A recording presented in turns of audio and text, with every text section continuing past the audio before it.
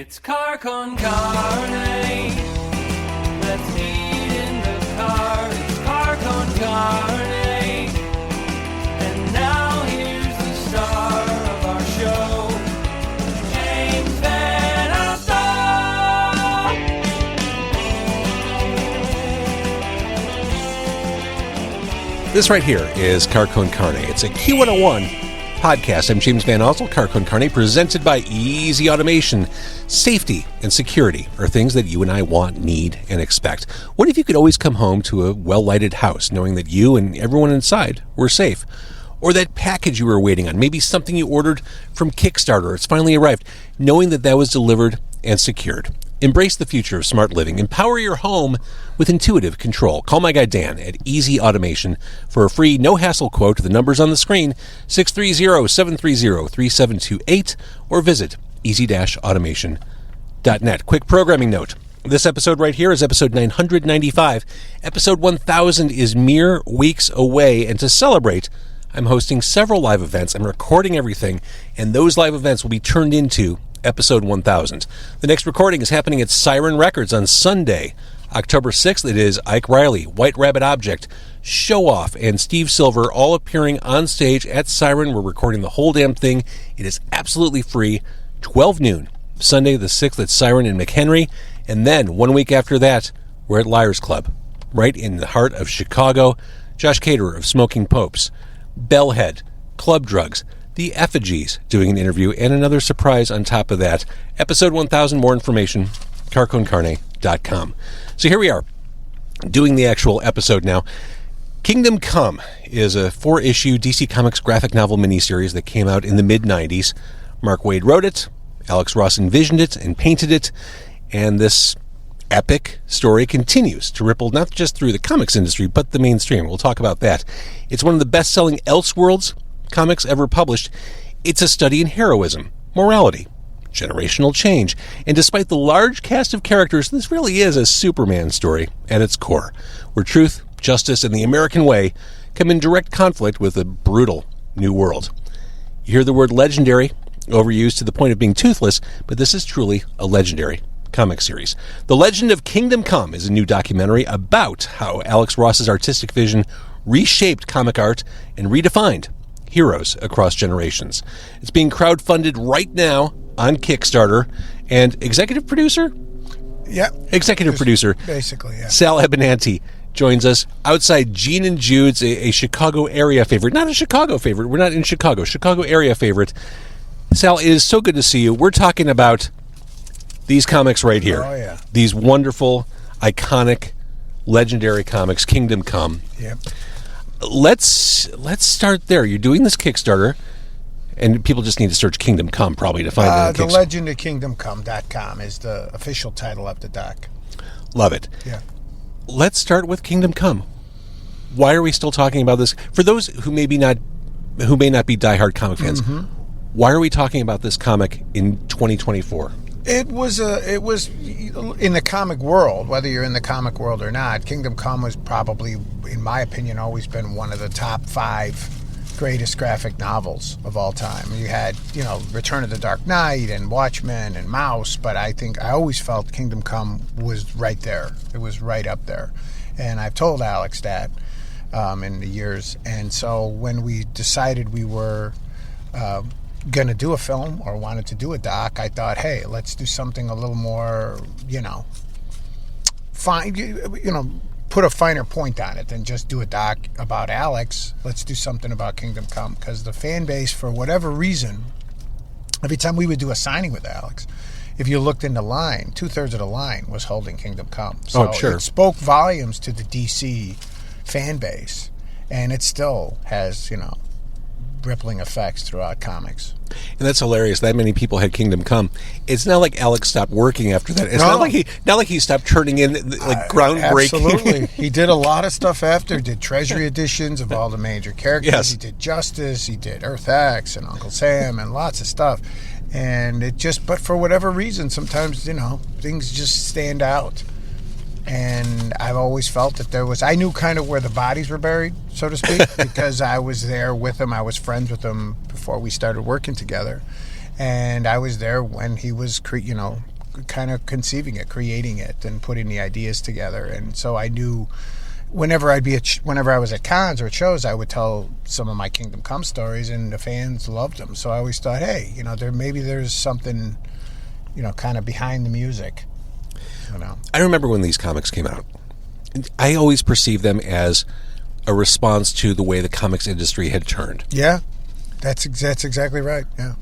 But I sense there's more to it than just that. I mentioned morality. It was a response to, again, we talked about the, Return of the Dark Knight and Watchmen, and that kind of set the table for Kingdom Come being more of an adult theme. But I think what Kingdom Come spoke to, what kind of helped the fan base really latched onto it was Superman. I mean, Superman was always Alex's guy. That's his favorite character. And so Superman had gone through this, he wasn't cool anymore phase. He was like John Wayne in the 90s, where they gave him long hair and a ponytail, and he's not so cool, and they made him a cyborg, and everybody it was the Image years where everybody had a lot of pockets, and they had gold teeth, and the Hulk had a gun.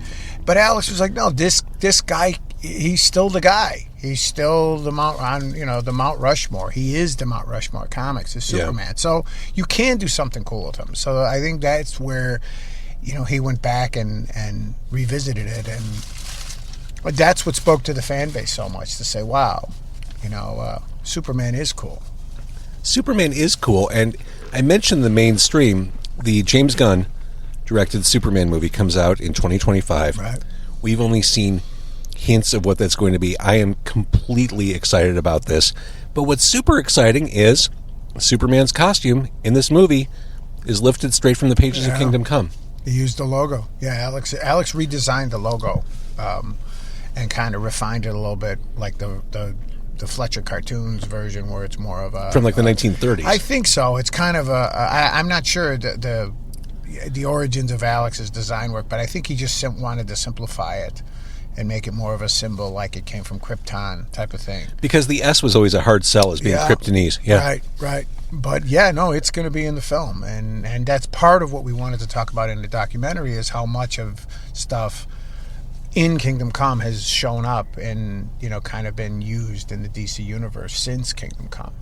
When did Alex find out that they were using that version for the movie? I mean, as much as he's accomplished, I'm sure he freaked out. You can't keep a secret anymore. I think he's kind of gotten used to it, because they've used a lot of different things. So they've lifted a lot of things from Kingdom Come over the years, like in the Wonder Woman movie, they used his armor, and they've used a lot of different things have shown up in some of the WB shows and in the comics themselves. So I don't think he was too surprised. Fair. Yeah. This particular comic series was also notable for the presence of you. That was kind of like a blessing and a curse.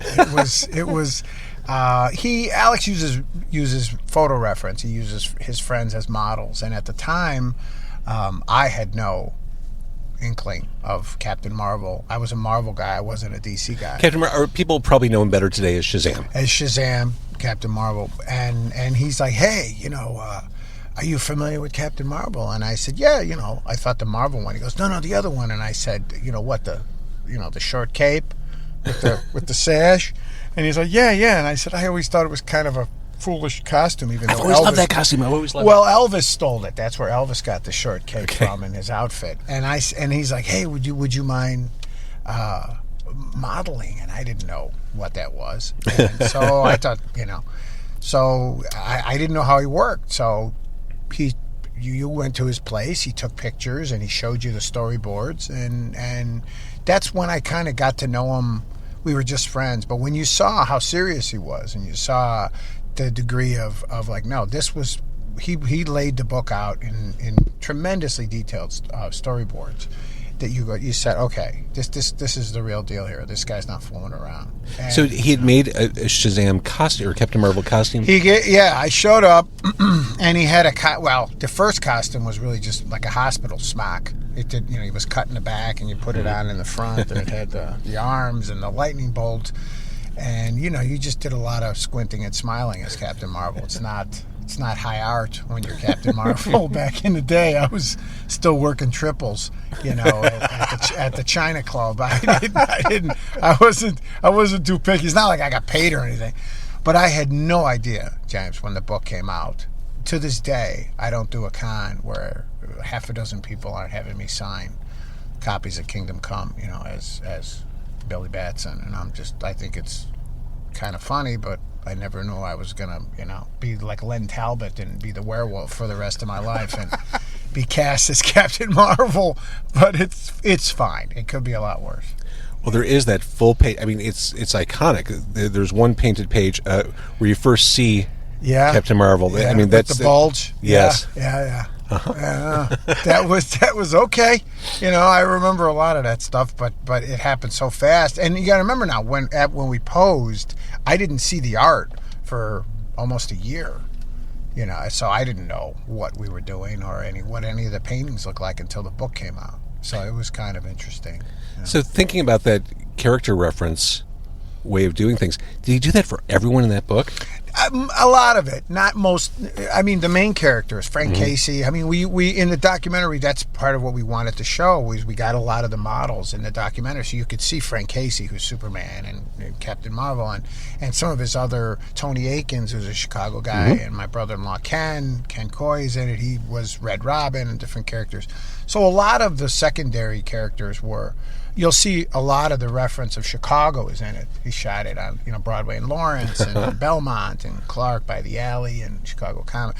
So he used a lot of Chicago as photo reference and a lot of his friends as reference. But so I would say, most of it. So Mark Waid, who wrote the book, he said never thought people would still be talking about it. Yeah. Is he self-deprecating, or do you think he... No, Mark's in it. Mark's a big part of the doc. He's terrific.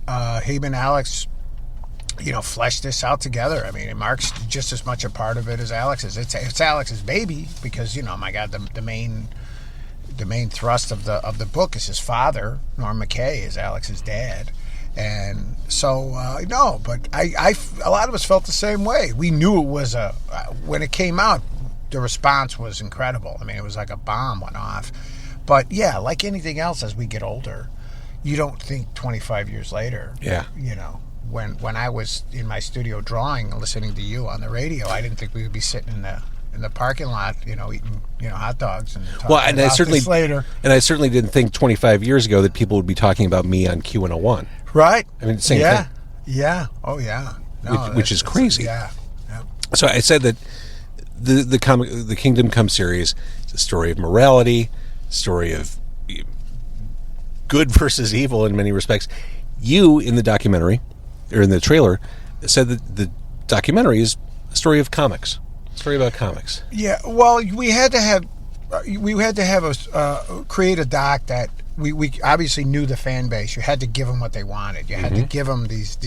We did 32 different clips of animation and show the backstory and show the art and show Alex's his process and show Mark's process of the script and all. But you also needed to make a film that people could see as well that weren't hardcore fans. Exactly. So you remember the 90s. The comic business in the 90s was insane. I mean, you could make a doc just about the 90s, the way the comic world it was set on its head with all the all the crazy buying and the death of Superman, and people were buying comics thinking they were going to send their kids to college with them, and they were selling, and some comics were selling in the millions. Yeah. Independent comic guys were making millions of dollars in the 90s. And so there's a back theme there of what was going on in the comic world in the 90s as well as Kingdom Come. Talk to me, and I'm sure this will be explored in the documentary, but talk to me about the team of Mark Waid and Alex Ross. How do they work together? Well, Alex was a fan of Mark's work and was, kind of fleshing out the story together because he'd worked with Kurt on Marvels before that, and he really was a big name, but Kingdom Come made him... put him in the stratosphere. Yeah. So he contacted Mark, and Mark came into town, and I always thought it was funny that Alex put him up at, he's like, yeah, I remember when we were just friends, and he's like, yeah, Mark is in town, we're working on Kingdom Come, and he put him up at some flea bag on Lincoln Avenue. Oh, no, one of those hotels. Yeah, like the Riverside, or the Apache, or the Rio. Yeah, and I said, Alex, you got him at the Apache? I mean, it's like no. I mean, there's nothing there. But if you can get past the blood on the walls, it's lovely. Like drugstore cowboy. You know, when you go to those hotels on Lincoln Avenue. Although Hubs is pretty good right there. You know, Hubs has got a solid. Yeah, I like the juice. Yeah, I got a solid souvlaki plate over there.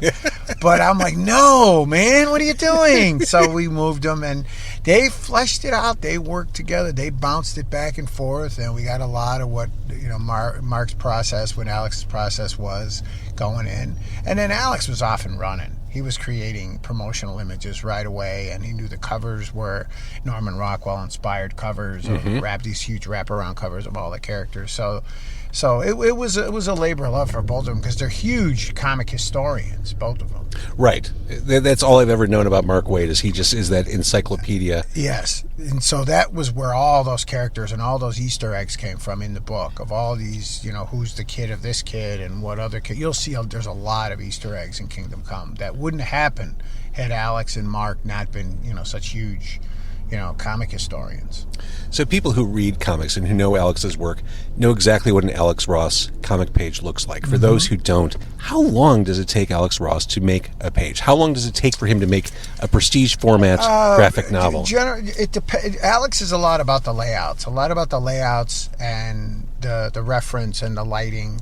And when he gets going on it, but now sequential art takes longer than covers, but I would say on average when he's painting a graphic novel, it's between 10 and 12 pages a month. So, and it's heavy lifting. With Kingdom Come, he was working on it. I remember he was chained to the table. He was working nonstop on it, and it was a grind. It really was. I'm going to say something that you don't have to react to, but one of the most disappointing things I experience as a comic book consumer is buying a comic book for the Alex Ross cover and then opening it up and it's not Alex Ross's art. And the old bait and switch. Yeah, it is totally. Yeah, hey, I got burned with a lot of that in the 70s. And you know, as a kid, I was buying Gil Kane covers, you know, where monsters dwell. And, you know, when you open it up and you're like, whoa, I didn't know Submariner had red hair. Yeah, you know, it was a reprint, sign up for this. Yeah. reprint from the 40s. But, hey, you know. Thank God that's true. All right, so the Kickstarter wraps up third week of October. Yeah. What can people get if they can? This is the fun part for fans. You can buy a part of this. You can be a part of this. This is community at its core. Well, with us, Kickstarter, when it started, it was a bad rep. People thought of it as, oh, you were just out there begging and this. But what I discovered, it was the opposite. What I discovered during COVID as an indie comics creator is that Kickstarters, and you know this from the indie music scene, there's a tremendous indie scene in crowdfunding and in Kickstarter, whether it's film, whether it's comics, whether it's in, you know, your inventions, whatever it is. And so a lot of companies, IDW and Boom and Brian Polito with Coffin Comics, Todd McFarlane, started to use Kickstarter as a way of the direct conduit between one-to-one from the fan base to the creator, and not have a go-between, a middleman, so to speak. So I found, as an indie guy, when I was putting out my own books through Kickstarter, it was terrific, because you didn't have to go through a distributor. You didn't have to go through Diamond or anybody else. And you could reach the fans and get their interaction, their comments. They're going to let you know. They're not shy about yelling at you, and they're pissed off that they didn't get their bookmarks or whatever it is. And it's also a way for you to kind of provide them with unique items that they can't get any other way. Right. You know, they love those stretch goals. They love those novelty coins and foil editions and all the extras that you can get through Kickstarter. Yeah, the collector's mindset. And with the film, we discovered it the same way. That I got to be honest, James, when people started to approach me about, hey, are you going to do this on Blu-ray? I thought DVDs and Blu-rays were dead. I had no idea. Physical media has made a return, especially for independent movies. I had no idea. So when we researched it, was like, no, absolutely not. People still like the tangible edition. So I said, okay, let's do it. I want to start this through Kickstarter. One, you know, to get whole again, because this was my diving in, so to speak. It was like I bought a boat. You know, and you know, and you live in Chicago, you could put it on the water like 3 weekends a year. Yes. This was buying a boat, making you know, deciding I want to be an independent filmmaker, and I was all in. It was just basically me. I'm Mr. Howell. on the island, with the trunk of clothes. And so I thought, if I could do this through Kickstarter, and also I'm kind of well versed in Kickstarter through indie comics, and I know that to do a film, we wanted to provide them with all the bells and whistles to do 90 minutes of additional footage, of additional bonus content that we're going to include in the Blu-ray, and a lithograph package, and Alex will sign some of them. Even a movie poster, I think, is. And we did great... six movie posters and lots of different. I think that's what I pledged. Yeah, and lots of different, posters. Different things that it's like you couldn't get otherwise. And because we DC has been so great that they have kind of signed off and given us permission to do this, that we're able to give them all the bells and whistles. I was going to ask about that because one of the levels is a Kickstarter exclusive variant cover. Mm-hmm. How does that work with a publisher like DC? Well, we're under working with Alex for 25 years now. We're Warner Brothers licensees. We have a Warner Brothers license, where we have a fine art license, which allows us to put out lithographs and fine art that way. So kind of you pay to play, so to speak. So if we're willing to do 500, 3,000 covers, whatever it is, they give you permission. And of course you pay DC for them. So everybody, gets a taste. It's like when a band does a reissue of an album they put out on a major label. Yeah, exactly. We'll give you the license to do it. You can print X amount. Exactly. But everybody's getting paid. Yes. There's no free lunch with when you decide to get into bed with the Time Warner. Exactly. Everybody's got to get paid. You can't go outside the reservation for long, or that's where little cease and desist orders show up on your doorstep, and it's like, okay, guys, the party's over. One of the things I love pledging to Kickstarter campaigns, I mean, everything you just said, that connectedness with the people making the art. I love when a project gets funded, which, by the way, you don't even need to be doing this interview right now because you're well past your funding level, but the more the merrier. Let's get more people getting that cool shit. I love the fact that after it's funded, I never know for sure when that project will be complete and at my house. Right. So it's always like Christmas morning when that Kickstarter package arrives. Order fulfillment, James, is 99% of it. Because Kickstarter's also kind of amended their rules because they've had a few blowbacks over the years of things that never showed up. Now, we've had 100% order fulfillment, which we're very proud of. But the film was basically done. We're done. We've just, with the exception of burning it on the Blu-ray. Yeah. We didn't need the Kickstarter campaign to make the film, which is like, good luck. People think that getting the money is like, oh, if you give me the money, I'll be able to, okay, good luck, because we ran into a lot of snags with this film, and I swore never to do a Kickstarter campaign until you're 99%. That's amazing advice. Ready to go. Mm-hmm. Because I get a lot of people that come to me, Sal, I want to do Kickstarter. I'm like, are you finished with the project? And they're like, no. I'm like, okay, well then don't do Kickstarter. And then who's going to fulfill the orders? Do you want 5,000 envelopes showing up on your door? I mean, well, my wife would throw me out, first of all. Second of all, I can't turn my house into Amazon, so you have to have order fulfillment ready to go. That's a pro tip right there. Yeah. Let's talk about some of the voices who are on this documentary, talking about the impact of Kingdom Come. You mentioned Todd McFarlane. Todd was, we spoke with Todd, and Todd could not have been greater. I mean, he was a tremendous interview. We were out in Arizona. We spoke with Todd. He was a big part of my guide in the 90s. He was like Kellogg's, for God's sakes, with Spawn.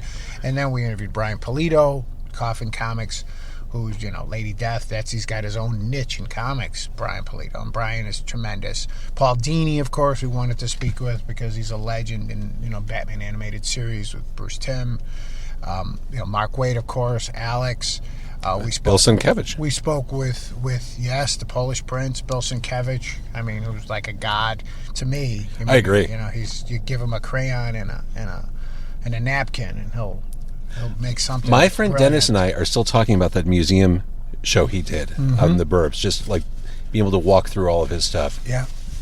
Oh, sorry. So Bill Sienkiewicz. Bill. Amanda Connor, Jimmy Palmiotti. I know we got all the models, Frank Casey and Tony Akins and And of course, and in fairness, there were a few people that we really wanted to have that it just didn't work out, timing wise, and money wise, and where they lived, and trying to get people together. And then we ran into COVID, which we had to put the doc on ice for 2 years during COVID.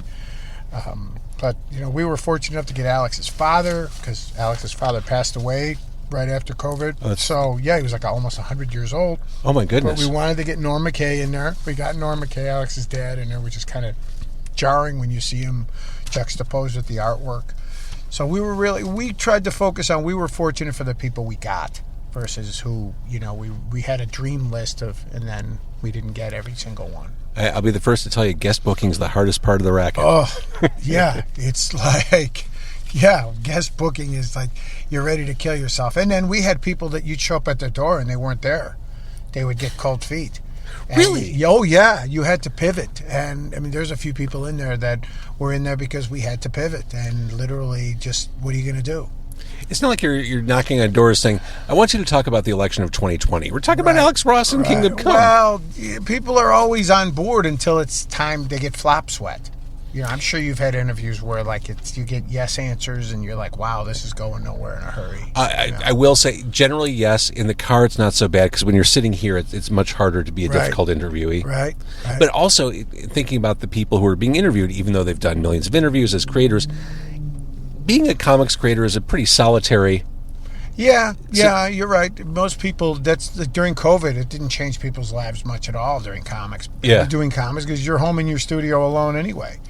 So being in front of a camera...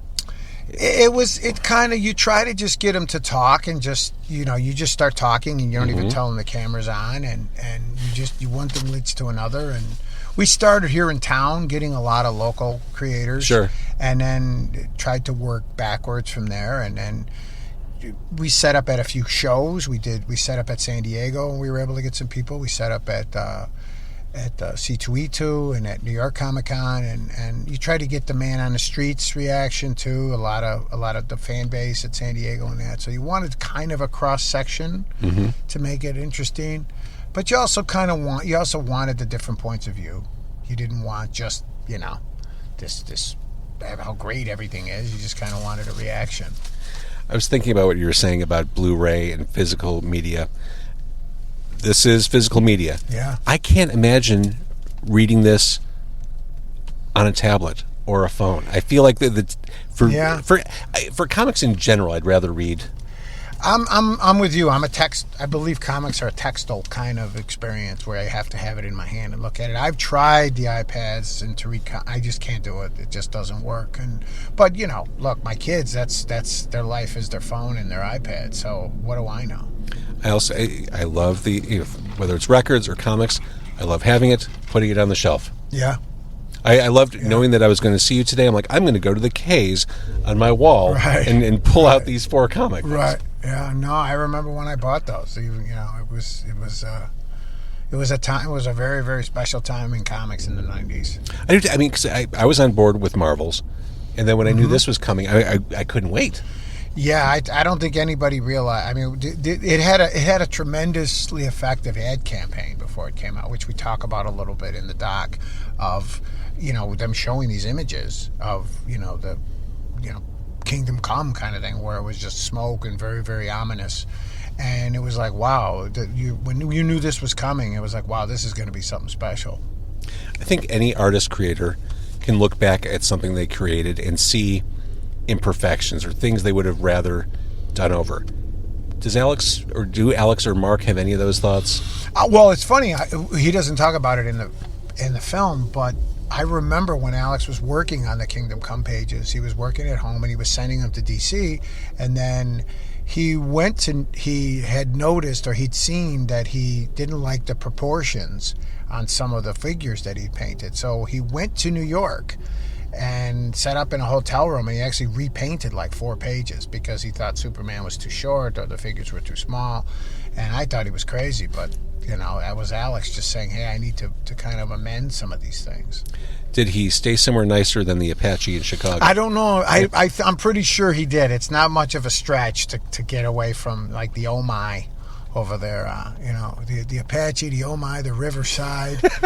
You know, the Hidden Cove. Oh, the is Hidden right Cove. there. I did some serious underage drinking right there. I'm Yeah, looking at right you. by the Taco Barn used to be right there. Are those Taco Loco, I think. Taco Yeah, Loco, the- you're right. The Yeah. Crazy Taco. Yes, and the Hidden Cove, and you know, it was like the Double Bubble on Broadway, and you know, in Granville. Thinking about Kingdom Come in 2024, we're looking at the comics. The world, the way comics are consumed, by and large, is graphic novels. I feel like there will always be a reprinting or a reissue or a something of Kingdom Come. Yeah. Well, the anniversary's coming, which is scary. You know, the 25th. You know, and it's just one of those things where it has been in perpetual reprint over the years. It's like Back in Black by AC/DC. Yeah, no, and it's just one. It should be reprinted, and I love when you talk to people or you read comments on social media of like, never heard of it, just read it, love it. I think it holds up today more than ever before. I mean, no offense to today's comics, but I really do believe it holds up. Oh, it absolutely does. Yeah. So I'm glad to see that it's in reprint, and we're really excited that DC has been, you know, giving us their blessing with the stock, because it was kind of there were really only two forces that I was worried about. One was Alex, and the other was DC. was you know, if you Those are some big forces. you didn't get the blessing there, it was not going to go well. You know, I was going to wind up being, you know, I was going to have to be Michael going into the restaurant, you know. You know, coming out of the bathroom, you know, with the gun. So it was just one of those things where I was a little nervous. The Legend of Kingdom Come is on Kickstarter. It is through the third week of October. You can be a part of it. You can get thanked on the website. You can get the movie posters. You can be an executive producer for a princely sum. There are all sorts of options for all sorts of Whatever you yeah. want, or just buy the digital download. Yeah. You don't have to, you know, which you'll see before everyone else. you don't have to dive all the way in. Yeah, I mean, no matter what your financial situation, if you're interested in this, Yes. you can have access to it. It's an independent film. Yeah. And if we would look, do we want to do something with it after this? Yes, but that's a whole nother conversation that we have to explore afterwards to see what we can do with this. It's not like we were waiting for a knock at the door. It's not like we had our big Netflix deal or anything like that. And if you want to be an indie filmmaker, sure, there's people that like independent films, but like independent comics, people don't go to Netflix for independent films. They go Right. there for, you know, for Reacher and for, you know, whatever. For true crime. That's Right, it. whatever, exactly. Yeah. Whatever the flavor of the month is, the average person who goes on their streaming services is not looking for indie films. So when you make an indie film, you got to be ready for that audience. To close, this is a story about comics. For someone, again, who might not know about this and is kind of curious based on what we talked about, what will they walk away from? Or what walk away with from watching this? It's a great story, and it's a great doc, and it's not a deep dive into just comics. It's about what was going on in the 90s, how this, you know, the comic world was being shaped by society and by culture at the time, why this is such a pivotal work. It's cool there's a lot of cool stories of what kind of the making of and what was the guts and what was where the bodies are buried, so to speak. So you don't really need to be a fan of comics. Of course, we give the fan base what they want. But my wife liked it, which kind of shocked me because she's not a comic person at all. But I think you just said it. I think the secret to a great documentary, people love to see that curtain pulled back. No matter what industry it is, Yeah. what world it is, having that kind of access and those honest, unvarnished insights. It's a labor. This was a labor of love. I work with my director Ramzi Atassi, who's a great filmmaker, independent filmmaker, and it's all on the screen. You know, every dime, every craft service table, every bad lunch, you know, every carrying the equipment through the airports, you know, it's all there on the screen. I can't wait to see it. I'm so glad after 5 years it's finally. Oh, yes, yes. I just want I keep telling everybody, I just want the baby, not the labor. You know, I can't take it anymore. The labor pains are killing me. I understand. Sal, I can't wait to see it. Congrats on getting into the finish line. Thank you. Thank you so much for having me.